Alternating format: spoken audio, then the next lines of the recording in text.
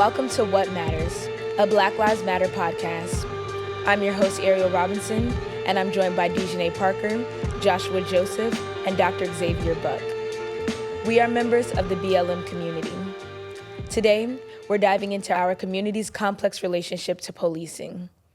The historical roots of law enforcement began during the time of slavery. The first formal slave patrol emerged in the Carolinas. They used terror and excessive force to end uprisings among the enslaved. They hunted our people down and subjected them to brutal conditions. Following the Civil War, slave patrols evolved into militia-style groups, enforcing black codes which restricted freedoms for formerly enslaved people.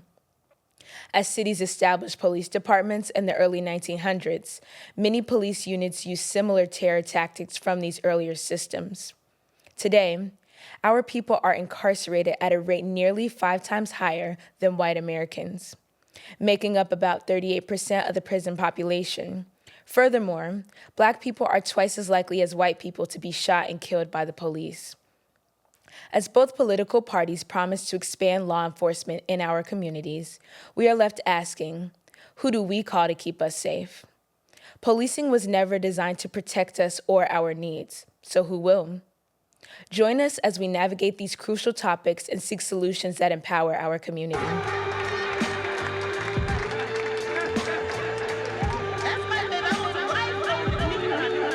Welcome back to What Matters podcast. I'm Dejanay. I'm sitting with Dr. Xavier Buck and Joshua Joseph. And today we're talking about something very serious. We're talking about policing, and we understand how important this issue is in our community. We're going to talk about the problems, but also a lot of solutions. So let's dig into the conversation. All right. What's your all's experience with policing? What's your family's relationship to police, and how do the police make you feel? I think for me, it's been, I've always had a negative perception, at least about policing, because I feel like I've had, at least in my family, I have had members of my family go to jail. I've had different police interactions. I remember one time, it was when I was in high school, we had like a throwback day. So I thought we were cool. Like we had a throwback day, so we were just wearing like 90s, stuff or whatever. And we had went to this restaurant. My homie left his keys in his car, and it's kind of like an older car, so you can like try to like finagle some stuff to like get the door unlocked or whatever. We was in the middle of doing that, and 2 cop cars roll up on us because somebody had called the cops. They thought we was stealing the car. Mind you, we're like high schoolers in like bright baseball and basketball jerseys. So I'm like, I don't know who you thought was gonna try to steal this car in broad daylight. But they had came up and tried to like figure out the whole situation and everything. It was just like, it was one of those things where you kind of get like snapped back into reality for a second. It's like, oh, I forgot, like doing a behavior like trying to get your key out the car. It might be perceived as a threat or dangerous. Yeah, when you're Black. So outside of that, I remember when in the community I was growing up with, it's like kind of more middle class, like the high school that I was going to go to, around in Homewood, if people know where that is. That's like a pretty like high, like upper class high school. They're always building something new, but like the Black population in that area. And where are you from again, JJ? I'm from the south suburbs of Chicago. Okay. So Homewood and Flossmoor are in the same county as Chicago. And like the Black community there is like oftentimes living in older housing and stuff, and oftentimes that's where the police presence is focused when they do stuff. So during my time there, like I definitely seen a lot of stuff, had a lot of run-ins for people in my family with it, but I never directly had any like overtly negative experience with the police. I've just always had that like negative feeling whenever something happens. I remember getting pulled over and like 3 cop cars pull up, and I'm like, I don't know where y'all think I'm about to go or why y'all need 3, but it's just like, it's always a sobering moment, because it's like my experience has been, I'll go a long time without experiencing anything, and then when I do, I'm like, oh yeah. So it's like something you never kind of escape from, but that's been my experience. And that's like the profiling aspect of it. Yeah, like especially with me, after I got my my car, because my car, like you know that when you have like a nicely like colored car, even if it's like a color that's not like black, white, or gray, and especially if it's like a faster type car, you're likely to getting pulled over is exacerbated. So I was lucky enough to have a Charger that's blue. And that definitely contribute. Me being a dude with dreads in a Charger definitely contributes to why like there were 3 cop cars and 2 of them pulled up behind me. The other one pulled it in the parking lot just in case I tried to drive off. And I'm like 18, 19. I don't. I'm like actively terrified. I remember being in a situation. My friend got pulled over when we were both driving home, and I'm on the phone with him just because like it's little steps that you take, make sure everyone stays safe or whatever. I'm on the phone with him, and he's talking about, and he's trying to talk to the guy. He's super nervous because he obviously, and the cop's like, "Oh, you're acting really nervous right now. You just need to calm down." He's like, I was just in the middle of my day, driving. Now I'm getting like questioned by the cops. Of course I'm nervous. So it's like little stuff of kind of like being human, kind of reminds you that like, oh, there are certain people who will still escalate the situation even when it's just like a normal response. Of course you're gonna be nervous. Anyone should be nervous around people who have guns on them. But it's kind of like that scene as a whole other thing. And that's something that I feel like regardless of experience or like where your parents came from, as a Black person in America, you're eventually going to experience that. And if you say that you haven't, or you say that you never have, or all your interactions have been good, I feel like you're probably lying. That's just that feeling that it's always in the back of your mind, in my mind. Yeah. I can relate to that. Yeah, I mean, for me, I think my mom tried to shelter me from a lot, right? So as a kid, I didn't think about police too much. But that didn't necessarily prepare me for my adult life. So when I say we were more scared of what the gangs were going to do than what the police were going to do, at least for my mother, that was her main fear. And so we constantly changed neighborhoods to protect myself from that. Constantly changing schools to make sure that there were no gangs in the school. Like growing up in LA, that was a real fear. But then I'm, on my way to college in New York, a place where I don't have any family or friends, and all of a sudden Trayvon Martin gets killed. Trayvon Martin was 1 year younger than me. Michael Brown gets killed. He was 2 years younger than me.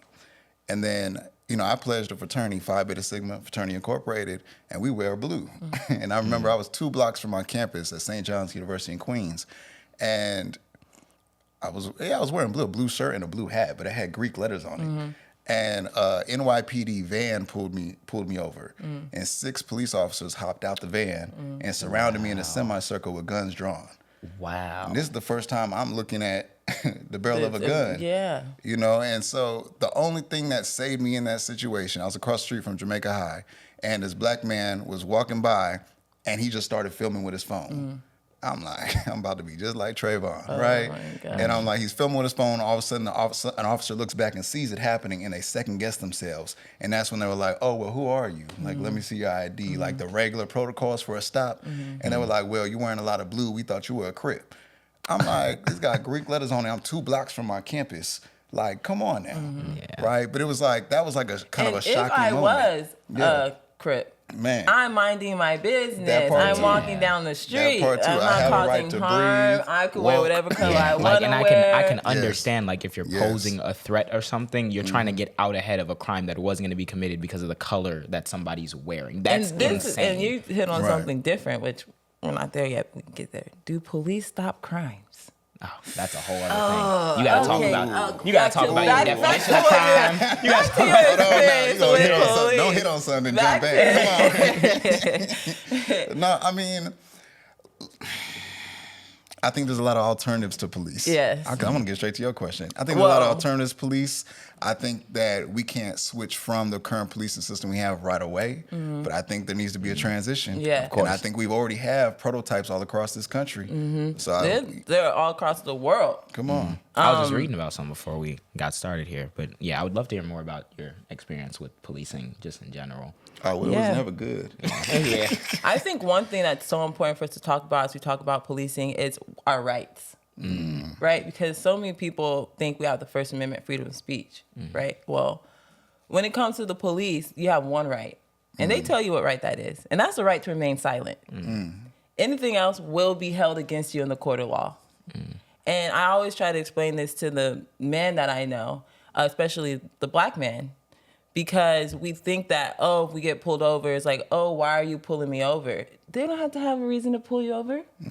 This is qualified immunity, and we'll talk about what qualified immunity is, but that is the right for the police to be able to lie. For the police to be able to say, I'm pulling you over because there's a robbery. It was no robbery. And you're going to say, And at that point, the only right you have is to remain silent. Yeah. And so I just want everyone listening to this podcast to understand that when you are in an altercation with the police, you have one right in that moment, because they have the right to kill you. They have the right to lie. They have the right to turn around and say that they felt threatened for their life, even though you just they told you to go turn the boiling water off the stove. That is what the police have the right to do. And the right that we have as citizens, and especially as Black people in America, is to remain silent and try to get home safely. Not to argue with them, not to try and say, oh, well, I know my rights. You have to know the law. You have to know the penal codes when you're talking to the police. And so it's just so important to know to remain silent and am I free to go home? It makes sure the best thing that you could do when you get an altercation with the police is to get home. Whether if that means you get arrested and somebody has to bail you out later, you just want to be able to get home. The only way that we could assure that we get home is, number one, to know that if we're in an altercation with the police, we just have to remain silent and calm. And that's one of those things that it really speaks to the mentality about police and how policing works in the United States, because when you really think about it, like the definition of what a crime is, I believe it's like 98% of police time is spent in traffic. So the vast majority of what police are responding to are traffic infractions. So when that's your main priority and you have people still believing and knowing that, like, okay, at the end of the day, if I run into those people, I just want to be able to get home. That's insane, because it shows that, like, there's what your job is supposed to be and what it looks like in practice. Like when we talk about qualified immunity, it's essentially the concept that, like, shields police from individual liability for their actions unless they violate a clearly established right. I'm doing air quotes, because also that has to be determined in a court of law, even if we know, like, oh, what your Bill of Rights are, what XYZ, because they can come up with any other reason to be like, oh, exactly, I was threatened and da-da-da, so I had reason to violate. And that whole doctrine ends up shielding police no matter what the situation is from the results of their own actions. And I think you hit on something, which is that where policing stems from. The reason why most of their stops are traffic stops is because police stems from it being a crime to be Black outside after dark. They stem from protecting property, right? Well, who used to be property? We did. We used to be property. So the establishment of policing is still how it works. It just looks different. They're still patrolling. But what are they patrolling? I mean, qualified immunity comes out of Jim Crow, right? It's everything you said it was, but it's also that when you had this group of clergy, Black and white, going down to test segregation laws in Jackson, Mississippi, all of a sudden when the police come and arrest them and they try to sue the police for breaking the law, right? The police breaking the law. They say, well, they have qualified immunity because they were adhering to the social norms of the time. So who cares what federal legislation was changing? The police were acting in what they thought was right to do. And since they could prove what they thought was right based on social norms, they could get away with it. And it's like we still live with this as if we're still in Jim Crow. Right? What are the social norms today? It's still okay for police to beat and kill us. Right? It's still okay for them to break into our homes. And so, and still we cannot get justice. And the point about social norms is so pertinent because it's like policing in itself is like predicate on like what you consider to be a crime. Like I believe prior to the 70s, like you can't find a lot of like anti-drug laws on the books. Like a lot of stuff that people were doing, whether it's marijuana or any stuff that people was doing throughout the 70s that were illegal and part of the war on drugs, were stuff that were not overtly criminalized. There was like it's a victimless crime in the sense that you can choose to do it to yourself. It's really not going to affect other people unless you're like distributing. But as soon as Nixon and everything, and they decided to launch the war on crime or the war on drugs, all of that became crimes. Something that you were doing in your own home that didn't really have any other like ramifications for broader society is now something that could get you locked up. Right. And that's why like with mass incarceration, you talk about how like, did crime actually go up? Were people doing more criminal things, or did our definition of what constitutes a crime expand? And I feel like that's what it's always been. The role of the police expands as our definitions of what crime is expands, and the people who control that definition of crime are people who decide what is in the cultural norm, what is outside the cultural norm. And Black and brown perspectives have never been viewed as like what should contribute to what is the norm in the country. So that's why those behaviors are always the ones that are firstly criminalized. Talk That's about why during what we know as war on drugs, War on black they people. consider war on black people because what you just hit on. If you had cocaine, well, it was nothing, right? But if you got caught with crack, all of a sudden your families, your kids are taken away from you, your family's destroyed, and you're put in prison. So it was a war on the people. Yeah. It wasn't about the crime because it wasn't a crime Exactly. being committed. And it's like they use that like things that are morally dubious, because when you think about it, like, okay, the effects of crack and cocaine, there's no difference between like what those drugs are and how they get into your body, or I think the only difference is how it gets in. But like literally when it comes to how it's made up, the effects on you, there is no difference. The only difference that created 100-to-1 disparity was what demographic used it more. White people with powder cocaine, black people with crack. Well, crack's also more addictive. Yeah. Right? So more likely to get caught up in crime. Exactly. In the system. Created Exactly. for And that. instead of the reactions to that being like, okay, this is an addiction, this is a stronger addiction, let's help that out with different assistance programs, with community, not even policing, but like even like when we talk about defunding the police and community like response, so that people with guns aren't showing up to somebody who's clearly out of their mind off of like crack cocaine. That's not what the response was. The response Because it was created to destroy our communities. It was created to put us in prison, in jail, and for that was what it was created for. So of course they were not creating solutions, right? And so, do we think it's possible to be a good cop? I think it's the wrong question. I think that cops are people. So you can have good people or bad people, whatever.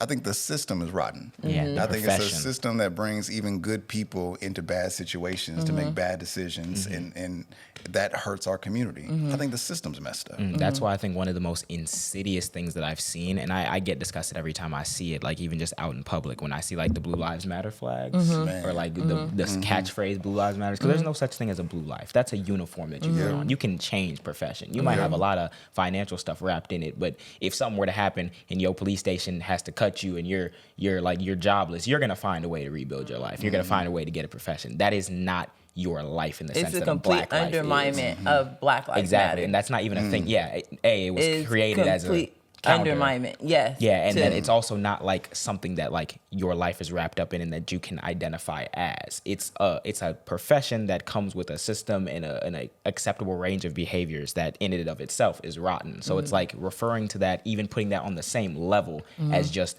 people who just exist as themselves is super insidious, and it's not like.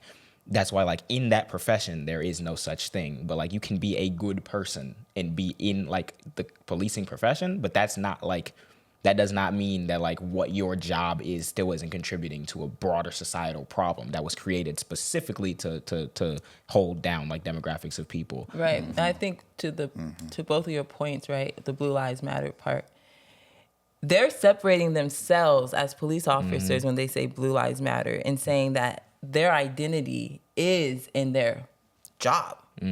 So the question of are there good cops or bad cops, for me, I always say yes, the whole system, the system's not broken, it's working how it's supposed to be. And if you choose to go into a rotten and evil, corrupt system that is built off of slave patrol, slave catching, Jim Crow laws, if you know the system is built off of, are you a good person? You may, because we could get into how this can change, right? And I think it's about understanding the truth behind things and just accepting it for what it is and saying, you know what?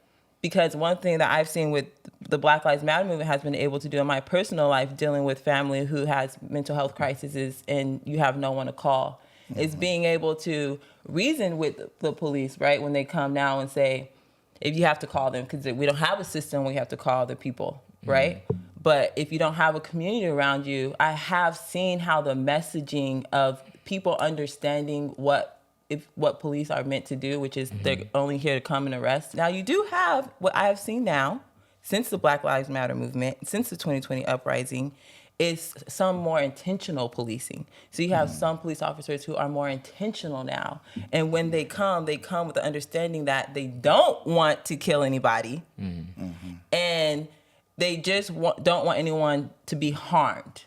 And I have seen that, and I equate that to Black Lives Matter. I equate that to 2020 uprising and people saying defund the police because of the harm that they're causing. Because that's what George Floyd did. He allowed people to see the harm But we could take it back even farther. I mean, there's been the community policing movement since the 60s. I mean, after the Watts uprising happened in 65, that's when folks started doing cop watches, right? And making sure that the cops were actually doing what they're supposed to be doing. But then they started this movement of community policing, the idea that a small community gets to choose who is hired, who is fired, like what the actual practices are. Like they have oversight, right? And then they're the ones that hold police officers accountable as like community members. And I think that a lot of times we've like lost sight of that in the Black community. If you go to some of these white suburbs, they do have community policing. The community knows who the officers are, and they know who to raise hell with when things happen. They don't have those kind of situations, right? But in a lot of Black neighborhoods, like in the 60s, they were recruiting white officers specifically from the Jim Crow South, right? Just to deal with their Negro problem in places like LA, Oakland, Detroit, New York, right? There were folks who were in CORE who went down to Mississippi and trying to fight segregation. And when they got to the prisons that they were put them in, they saw recruitment flyers for police officers in Mississippi to come out to Oakland and to Los Angeles.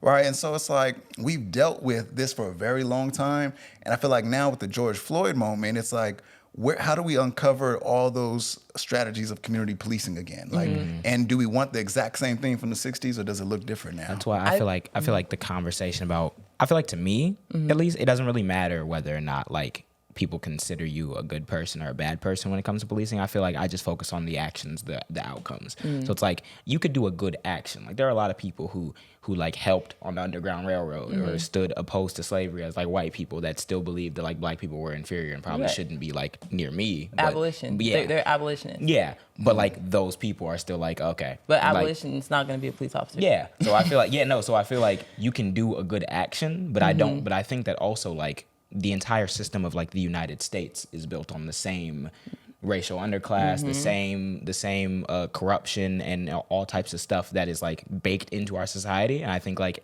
at a certain point you could make the argument that engaging in any of that inherently makes you a bad person. That's why I feel like I don't focus on whether or not you're a good or a bad person. If your actions are good and your results are good, okay, cool. We can analyze your actions and your results, but I'm not really concerned as to what your personal thing is. I just know that you occupy this role in which that's the outcome that you have on our society. Policing is the outcome that you have on our society. I don't care if you see yourself as, oh, I'm good, but I do this job. Like, no, your job comes with a certain subset of actions that affects people. So regardless of what your perception is about yourself or what people who have the Blue Lives Matter flags think about policing, the factual statement is that like that system is intertwined with systemic racism that has disparate outcomes still to this day, that people think this kind of like went away or that 2020 was like one moment where we talk about, no, this has been happening. So that's my thing, is like I don't concern myself with that. And that's also why I feel like the Blue Lives Matter thing is so annoying, because like you're trying to humanize something that like that's a role to fill. Right. And regardless of what the human is under that, you're still contributing to that. So let's get into solutions. So we were talking about different systems of policing, right? And whether if you're a good cop or a bad cop, when the whole system is just intended to cause harm. The idea of abolitionists is to end systems that can cause harm. And I think we all agree that the beginning and the establishment of policing is a direct system of harm. Yeah. And it still causes that harm in our communities. Like you said, you got pulled over, is instant fear. I think my perspective on both the candidates, it kind of gets to that intentionality that you pointed towards.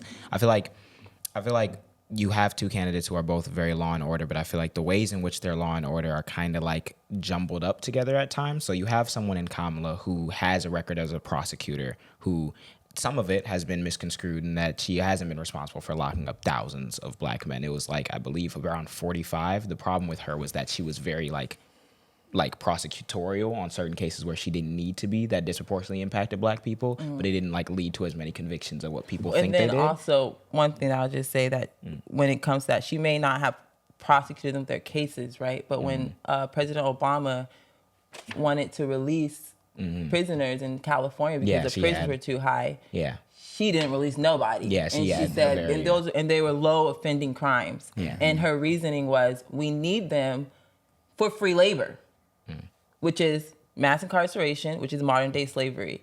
And so as we have these conversations, I think it's really important for us to understand that we have to, the only way we can hold these politicians accountable is to speak truths about their past and make sure that we know that they cannot do that again. Yeah, and then, but like in that same vein, when I look at the difference between the candidates and everything, when I think about Kamala and her record as opposed to like Trump and his positions and everything, right now we have like, regardless of what we think or her policies will be in the future, we have like at least a rhetorical change where it's like, okay, there could be a difference in policy substantively. I don't know what, that does not speak to like the broader state of policing in general. We have that compared to like a massive overreach of policing that's being proposed under like Trump and everything, where we have mass deportations. He said in the debate that he deputized like local police to also help out.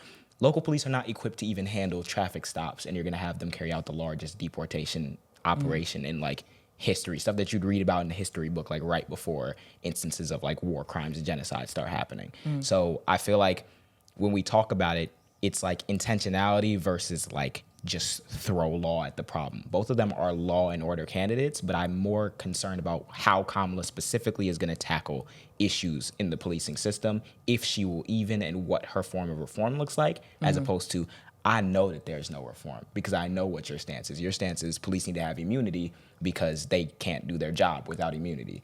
What does their job entail? Their job entails and stuff like what happened with Sonia Massey. Their job entails stuff like the absolute the absolute crazy stuff that happened during the George Floyd trial, where there were people actually considering getting Chauvin off because he actually just overdosed. Like, we know that policing gets spun and defended at every single corner. So when you look at me and you tell me they need to have further immunity, we need to push that further, and they need to be able to be like deporters, I don't see, like, I would rather have every single policy argument with Kamala Harris about what did you do, what didn't you do, how are you going to change that in the future, and how is Tim Walz's voice going to contribute to what your actions will be, as opposed to like trying to reason with the dinosaur that's trying to eat you. Like, that's not something that I feel. It's like that thing. It's like, do we choose to keep fighting, or do we choose?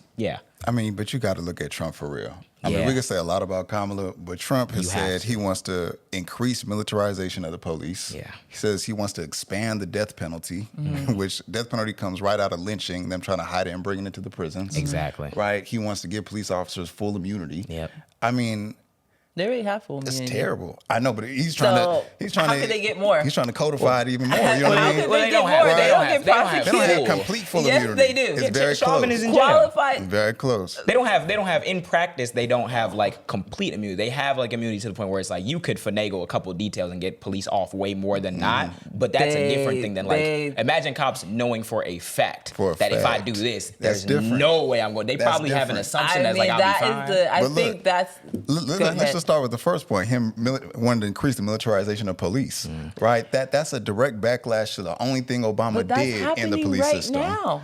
Obama created Blue Lives Matter. Obama created in 1997 is when they started selling surplus military gear to the police departments. Right, I'm not saying he created the military. That's why when Ferguson happened, you see military tanks going down the street. It's like when I was in South Carolina, I seen a tank coming up behind me when I was driving, scared the mess out of me. Said South Carolina Highway Patrol. Right, all these police departments have military grade equipment, grenades and stuff. They have it they now. do, and then Obama passed an executive order while he was in office to at least limit the types of military equipment that could be sold to them. Trump gets in office, he reverses it. Biden gets in office, he doesn't touch it. Right, so it's like he doesn't touch it. He doesn't touch it. No, he could have put it back to where Obama right? had It was an executive order. Okay. And so that's what I'm saying. The question is to then, Trump is so bad, right? But the question to then ask to Kamala is, can we at least get to what we had in Obama? Because we weren't even happy then. Right? It was bad then. Can we at least go back to that and then build off of that? I feel like with her, that's a question you can ask. Whereas the answer is going to be no we're to Donald asking Trump. And right I feel like now. I feel like when we talk about We're like asking. and I feel like we need to keep to on this I wanna know why podcast. Kamala We're did- I asking. wanna know What why do we need Kamala- to ask her? I just want to know why Kamala resisted body cameras going statewide, body camera mandate in the state of California. That's the thing that makes me upset. Let us know. But if she could tell me why she's changed her thinking, or at least has adopted to her new constituents' demands, then I can get with it. I just don't think we have that option with Trump. Yeah, I it's mean, like what you're saying. it's like talking to a wall as opposed to talking to somebody who's made missteps who could make better steps. Right. So I feel like when we even talk about the proliferation of like police militarization, I know a big justification that was used for why SWAT teams have become such a thing was in the 90s when you had shootings like Columbine and then like the North Hollywood shootout with the bank robbery and everything that was going on. And that was used across the nation as like, oh, our communities need SWAT teams because what if something like that happened? I believe there were 6 SWAT teams at Columbine and nobody stopped any of the shooters. The shooting didn't end until I believe the shooters had committed suicide, and then for 2 extra hours, no police even entered the building until afterwards. They're like, oh yeah, well the threat's gone. Now let's go in. But they use that as like a justification to like get police all of this military equipment. They don't need to be driving down the road in an APC or driving out or having all these ARs and everything. They don't need that, but that was used. And then also the war on drugs. They're like, hey, if you fight the war on drugs with the federal government, we're gonna give you extra money to get your extra weapons and everything. And But let me take you further back though. The first SWAT team in America was started in Los Angeles, specifically to raid the LA chapter of the Black Panther Party. Crazy. That's why they were created. It was over militarized police in the 60s when it started as a kind of a supplement to the Vietnam War to then use directly against the organizations of mutual aid, the ones that loved on us, the ones that took care of us. They killed them all. Yeah, and now they ran into their homes or incarcerated them. And now you see like people who we can have this conversation. I feel like people like who are at least in the same realm as Kamala could have that conversation and be like, okay, what's some policy that we can push forward? We have people like Trump and Republicans who have not even seen these issues because they're deliberately ignorant to those issues. So they think the role of police is these bad people are doing these crimes. Let's throw more police at the problem. We have studies that know that police presence does not actually decrease crime. It increases it because when you have an organization that's based on finding ways to criminalize people, if there's more people to criminalize something, they gonna criminalize something. And that's what I want to get to. That's why they continue to throw that issue at the problem. So when you look at me and be like, yeah, we're going to give them more military. We're going to give them more presence, more immunity. Nah. I can understand what both of you are saying as far as having the opportunity to push the conversation forward, right? Because she was a previous DA. She knows the problem. She knows the levels of poverty that people are dealing with. She knows why what crime is happening. The reason why people are running into bakeries. If you have to rob a bakery, you're not trying to get rich. You're trying to get some money so you can feed yourself or get some bread. Like, what are you getting out of a bakery? So we have all of these bakery robberies and things.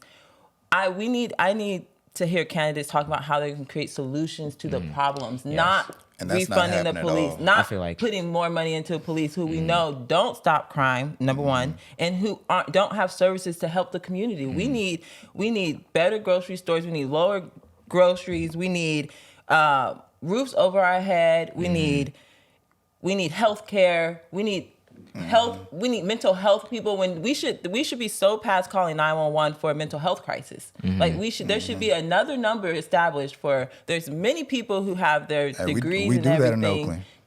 Right, but I'm saying nationally, we need to be putting.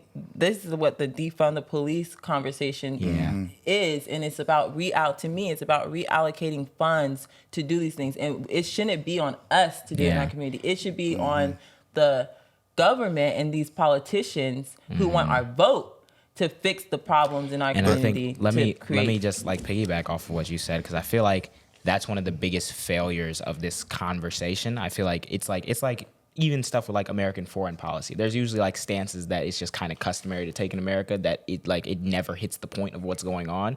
And that conversation about defunding the police is something that's been so misconstrued that's annoying, because I feel like policing is one of those things that we should actively been trying to find different ways to do it, different ways to come about solutions. And one of those things when you talk about just reallocating funding to certain services and being able to connect them with operators so that even if you have to call 911, the operator is going to be more likely to send you to somebody who can actually fix the problem as opposed to people with guns who are just there to escalate. Send somebody out who can talk. And I feel like the fact that it's been like diluted in like suppressed with so much propaganda about, oh, defund the police means you're not gonna have nobody there, that it's just become the mainstream American political opinion to be like, I don't want to defund the police. I just want to, like, we have to find some way to reinvent policing. And I think that's one of those things that is like to having that community safety. response. To be fair, I don't think defund police was a good phrase. Yeah. I think that we really should have been saying demilitarize the police, because that inherently would have meant defunding them, right? Making sure they don't have money to get this equipment, right? But I think we, like in Oakland, we have alternatives to the mainstream policing.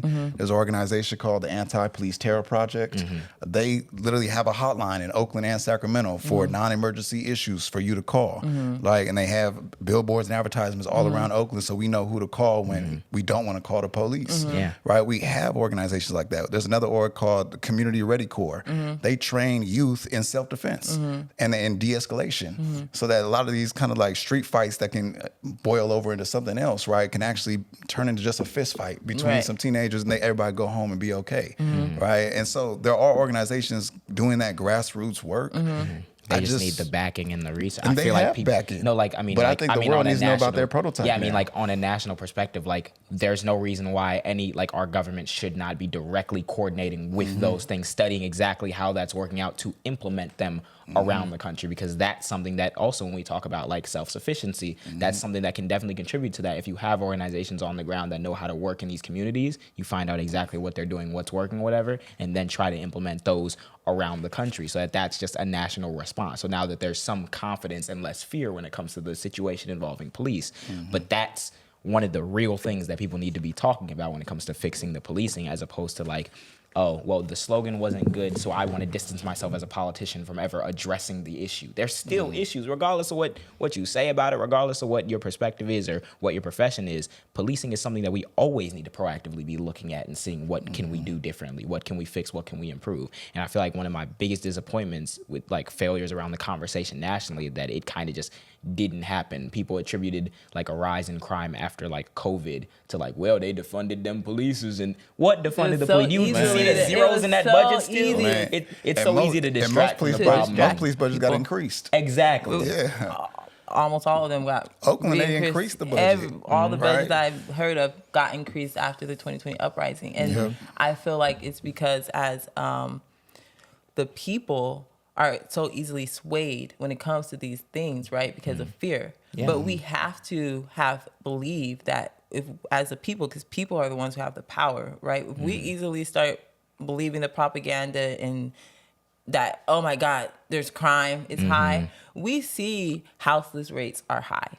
We see that it's impossible to pay for gas. It's impossible to live right now. And so obviously crime is going to be high. So we should be putting our emphasis. Well, I love the organizations that you're uplifting, and we need more of those, right? But we also have to hold our politicians accountable to creating systems that do not cause harm in 2024. They're using the same playbook as they did in the 80s and 90s, right? As we geared up towards that 94 crime bill that Bill Clinton signed, most black people were supporting an increase in policing because it's the doom loop. You're constantly seeing crime. You're blaming your family for the war on drugs or individuals, and then you're like, what do I do about the crime? Who else do I turn to get more police? Let me give you a concrete example of exactly this mentality that kind of got made very apparent to me. So like when you think about crime and the conversation about giving like people in jail like the right to vote, there are a lot of states in the country that do not let felons vote and everything. And there's such like the conversation about it at one point was like, if you came out and said that, I remember Bernie Sanders came out in favor of it,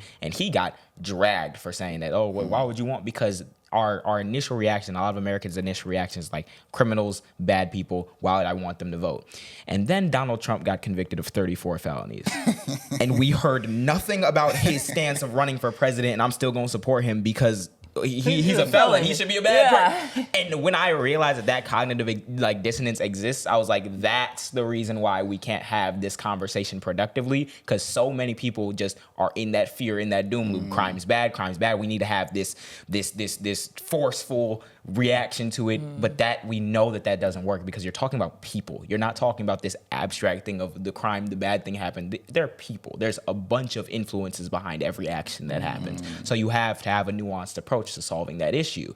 But people acknowledge that nuance when it's someone like Trump that they love and they're like sycophantic for, but not when it's like black people, or not when it's brown people, not when it's people affected directly by crime. They can get the police boot, they can get the increased funding, they can get the guns or whatever, but you understand that it's different than that, because when it's someone that you like Trump, you understand, oh, well, we don't got to be too hasty now. Like, well, what happened? Keep that same approach for everything else when it comes to policing. And I think it just goes to show who the system was built for and who it's built against. White billionaire. And so, when we talk about policing, it's why I try to, instead of making it a policing conversation, turn it into a public safety conversation, right? Because they're not the same. You don't need police to have public safety. When you're concerned about your safety, we think police, right? But they actually don't do those things to really keep us safe. So we need other systems to do that. And that's how you end up with a Donald Trump being criminalized, but not a criminal. Because that's not the system that's not how the system was built to criminalize a white man. Yeah. It's criminal. You're criminal if you're black. Yeah, and I feel like when you speak to different aspects and different approaches to policing, like there's examples. I was just reading about cahoots. It's a thing in I believe it's Oregon, that's been running since the late 80s, about like community response. Having the main fight has been getting like 911 dispatchers to like actually connect you to them as opposed to the police, because they've been taught to err on the side of sending the police. But in the events that they have gotten like dispatched to mental health emergencies and everything, they have had to call for police backup, I think 1% of the time. This has been a program that is happening since the late 80s. So when you really think about like stuff like that, that is a whole approach to policing that is like, okay, if there is no reason for someone with a gun to show up to a mental health emergency, to show up to someone stop. to like For any of those light. things, and we have this guttural reaction. It's like, well, what if 1% of the time is when they've ever had to get anybody involved with a gun? So I feel like there needs to be that charitability extended to fellow people in making the conversation a community safety thing. Because if you just think about they're the bad people, let's throw the solution in your mind at them, then you get those reactions that are not pointed and they're not intentional. But you know what I think we have to watch out for? It's like, I think they're catching on to the game. Like, I think as we talk about how we want police reform or completely changed, it's like surveillance has increased. Right? Right, they're trying every which way to catch us up. If we were talking about under slavery, right, we'll talk about, well, how could these small group of planters keep all these slaves in place? It wasn't just that they had slave patrols. They had 5 million poor white people who acted as surveillance against any slave trying to escape, right? Yeah. There was poor white. We have that same kind of thing now. We have the Karens that call the police on us and everything like that. Yeah. But now we have new technology that have cameras everywhere, facial recognition everywhere, constantly tracking us, seeing where we're going. I mean, we're under surveillance 24/7 now. So if it They're all of a trying sudden, to have drones now to where drones can come in for a police call, and the police can just operate from a drone. So it was on the news, and it was someone called and said somebody had a gun, right? And so the police send their little drone over there, and they see that it's like a lighter or whatever. It wasn't a white person. It wasn't a black person, obviously, because I could just see how quickly that could have changed. They send that drone over there. You know what that keeps them from? They didn't kill nobody now. Right. They didn't shoot anyone. Right. The drone did it. The drone mistaked it for a gun. Drone now. So they just are completely removing themselves via surveillance. I don't know if you remember, there was a Dallas sniper a few years ago, maybe 5 years ago, right? And they sent a robot in to blow up. Come on, it's just like Xavier. That's his name. Xavier. They're already taking a step forward technology-wise, and they're already 2 steps ahead of us. So how are we going to keep up, right? That is why we have to change the conversation from different ways of policing. That's and why I think it's about alternative to policing. demilitarize instead of defund. It's not about either. It's eliminate.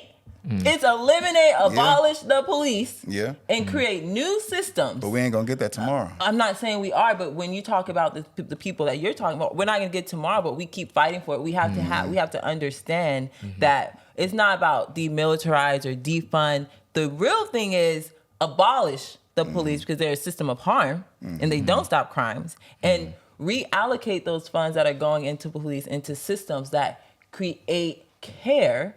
That create solutions to the problems in our community. And what you were talking about, the organization that both of you brought up are doing that, right? And so it's our responsibility to hold the politicians and the people accountable who make these laws and have the power to make it a national thing of safety over policing and how to change policing and all of these things in terms that we get caught up in because of the thing that the system doesn't exist. It doesn't exist. But there are so many groups and organizations and successful studies and research that you can show that if you just give money, if you allocate funds to create solutions for care instead of solutions of harm, you can have different outcomes. Yeah, I think that I feel like I think about it in a class consciousness perspective, where it's like I feel like this conversation and stuff like this is what we need to do to get people to a point where they can hear the word like police abolition and not immediately get freaked out. Right. This is why we're having a conversation. I feel like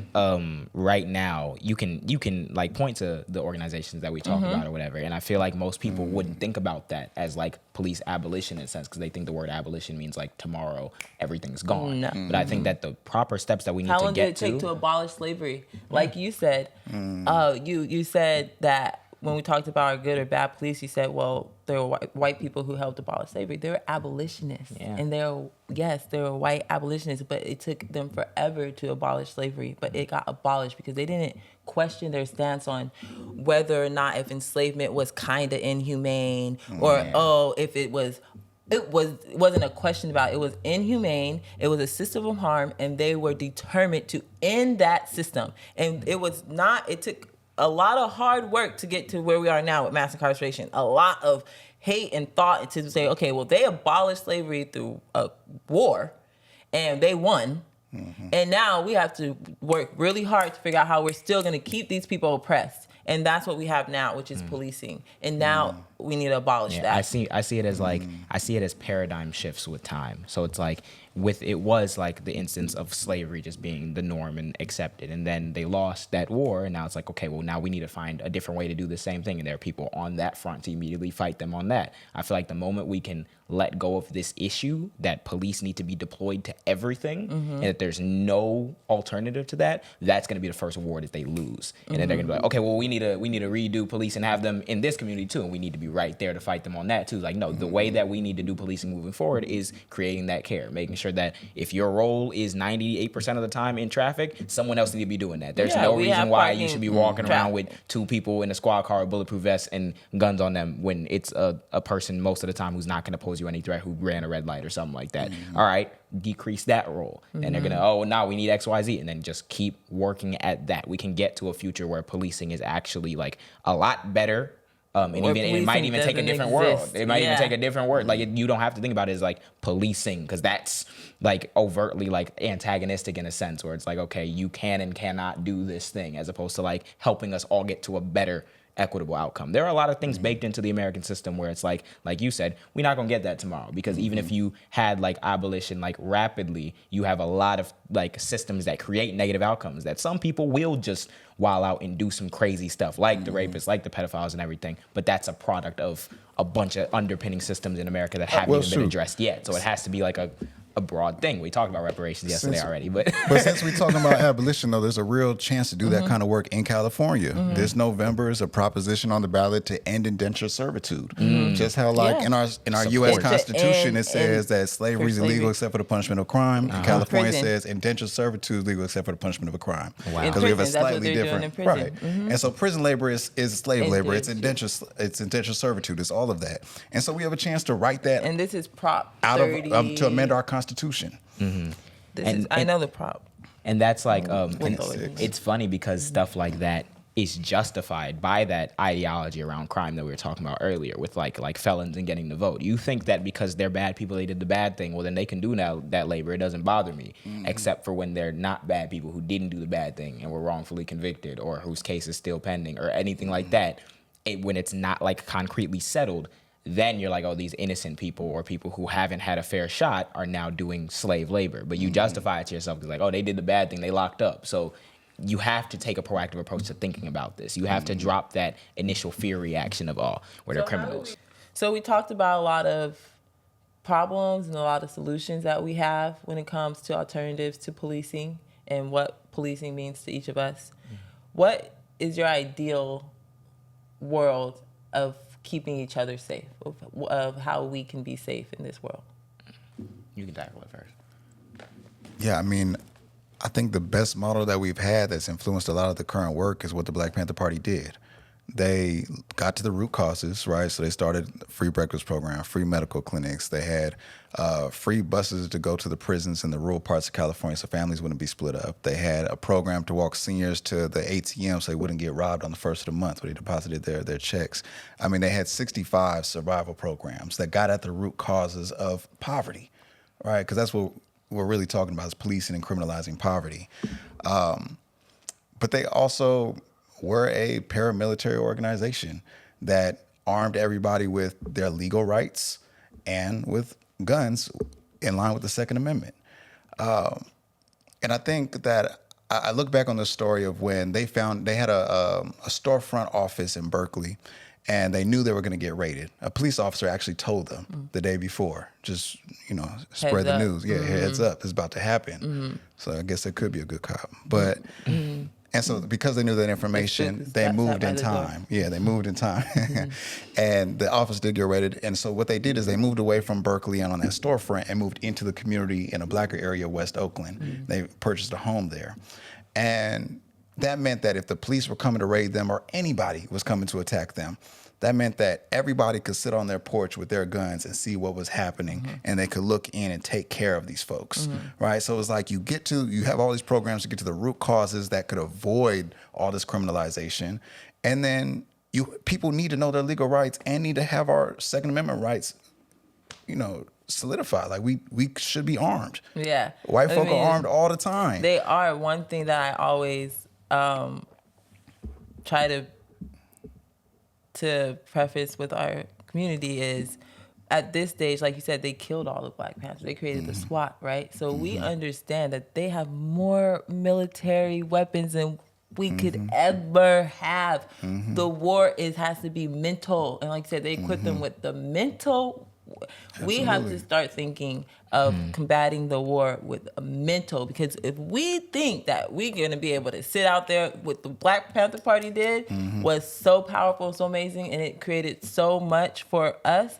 But at this, they have made sure that something like that could never exist again. So we have to be mentally, come together. Like, there might not be another Black Panther Party again, like how we remember them, but they armed the community members, right? Every community member was not a Panther. No. Right? But they knew their rights, they had guns, and they knew who to protect. Right. And they knew who was serving them the free breakfast or the free health care or all the things they need that the government wouldn't provide, right? There was a source of our own governance. Yes. So whatever that looks like, right? We need that kind of core in our community. We do need that. I agree.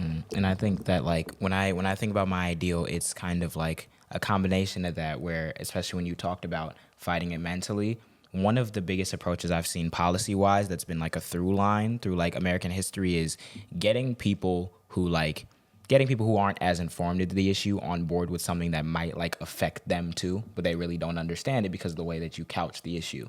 So I feel like I want to be able to have an approach where we can create these policies that in turn will better policing and get to a future with something like abolition or having us thinking about policing in a completely different way.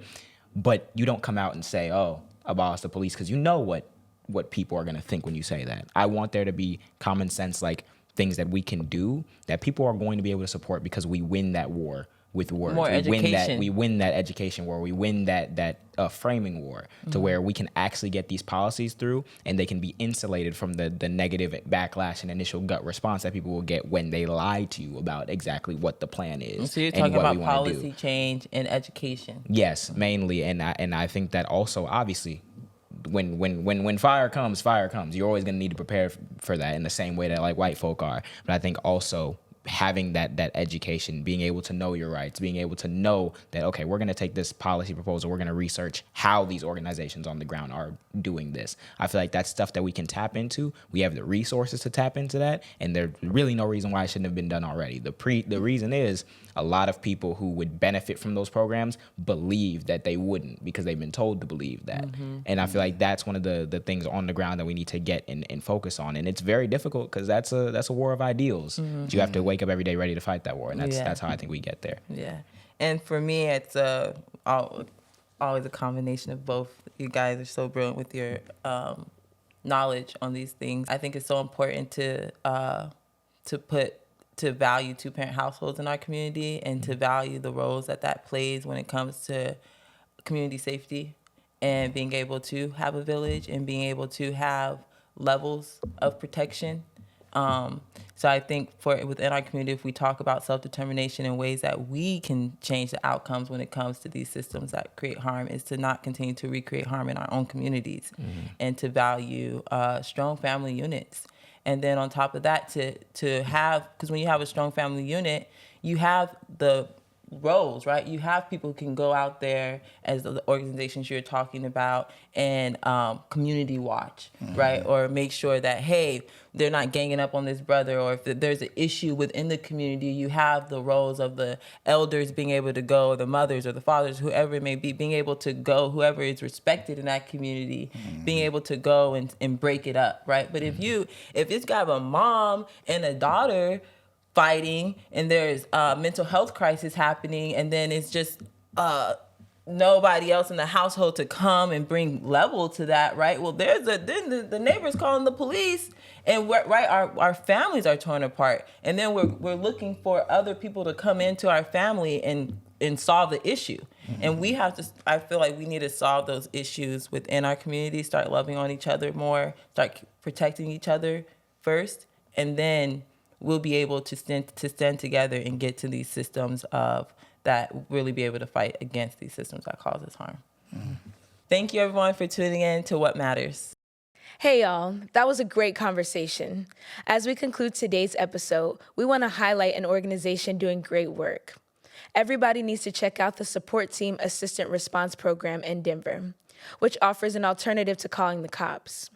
The Support Team Assisted Response, or STAR program, is an alternative response team that helps with mental health episodes and substance abuse disorders. STAR responds to low-risk calls where there are no significant safety concerns. Now we're calling on you, our listeners, policymakers, and community members, to help keep us safe. What steps can we take to build alternatives to policing? What can you do right now in your own local community? How can we rally to end qualified immunity and hold our representatives accountable? Together, we can work towards a safer, more just future for all. Thank you for listening.